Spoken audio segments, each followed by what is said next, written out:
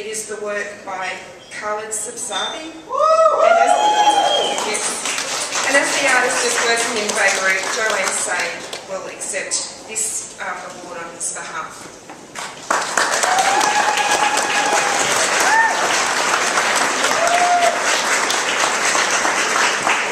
Sorry, I'm not Khaled, but Khaled is, as stated, he's in Beirut doing his Hananiah scholarship. The work's a 3-channel video installation. It's seen here behind me in a monitor version. Very basic, sort of low-end domestic monitors on the floor, very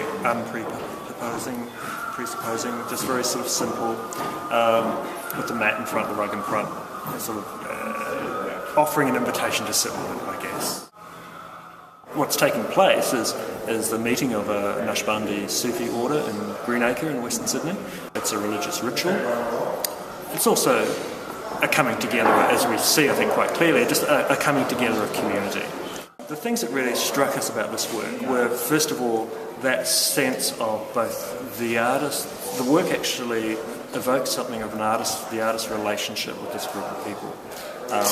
Merely the fact that after a period of time meeting with these people, being invited into the space that we see behind us, being able to get to a point where in fact there's a trust that the artist can then, in a sense, document the work, though I would hesitate to call it a documentary work.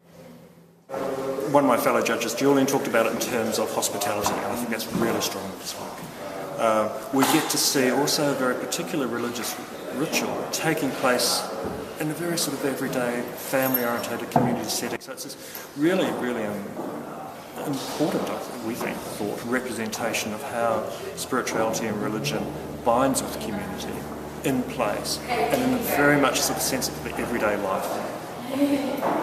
And this work really conveys that incredibly strongly, but very simply. Like, it's a very simple, direct, deft kind of visual representation.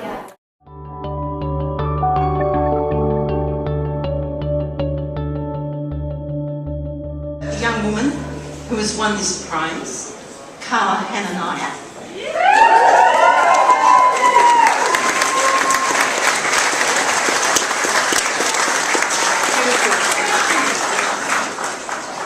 A beautiful young woman who's at the beginning of what's going to be a very illustrious career. If you go downstairs and look in the corner, you need to take time in front of the landscape. My work is about being in the land, and I'm inspired by when I'm outside in the morning or at night, and inspired by the colours and the movement in sky.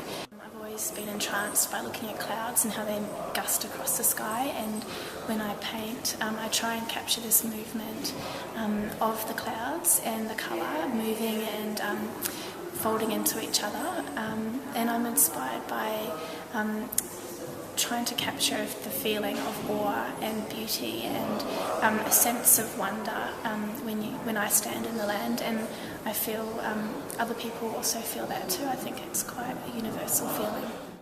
I just really like the feeling of almost moving and involving my whole body in the artwork, as if I was moving and involving myself in the landscape. And so the brushwork is quite intensive and quite physical when I'm making the painting, and that's how I feel an attachment as well in the land. I grew up in a Christian family, and it's become a personal belief for me, not just a Bible religion thing, going to church.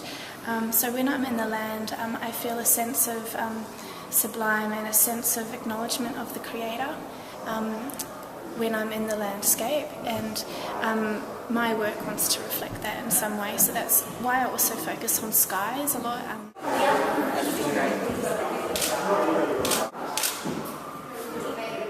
Winning this prize, the John Coburn Emerging Artist Award, it means a huge lot to me. An acknowledgement that I'm actually in some ways doing something right and people understand my work. It's always nice to know when you're actually painting in the studio, in the privacy of your studio and just your private thoughts, and it's almost parts of your soul that you're painting out, that people actually understand it and they can relate to it. So it is a real encouragement to me.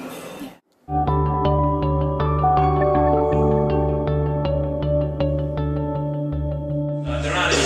losers in these things. There are only winners, and Abdul, you're the first amongst equals. Here he is.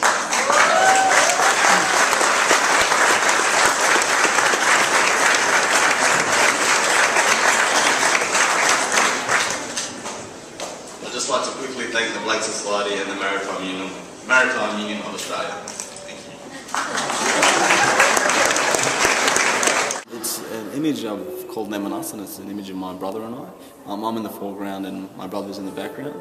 The main thing in the work, or the main focus, is the tattoo which I've got on my ribs, which I got for this particular work, which is an amalgamation of the Southern Cross and the Crescent Moon and Star, putting them together as one symbol. I did want it to be confronting, but not necessarily aggressively so, but just to question the viewer and where they fit in the idea of them and us. Because the them and us in the title doesn't really refer to any particular them or us, it just refers to the mentality, and seeing and challenging the viewer to see where they sit, in particularly in regards to the two figures that are in the image. Pretty certain that Australia is one of the best places in the world to live, but there are some slight things like growing up a Muslim in this country, and I guess growing up a Muslim anywhere in the world at the moment, it's hard not to open a paper or watch the news and see other Muslims being portrayed negatively, and having that sense that in the popular imagination that perhaps we're the bad guy.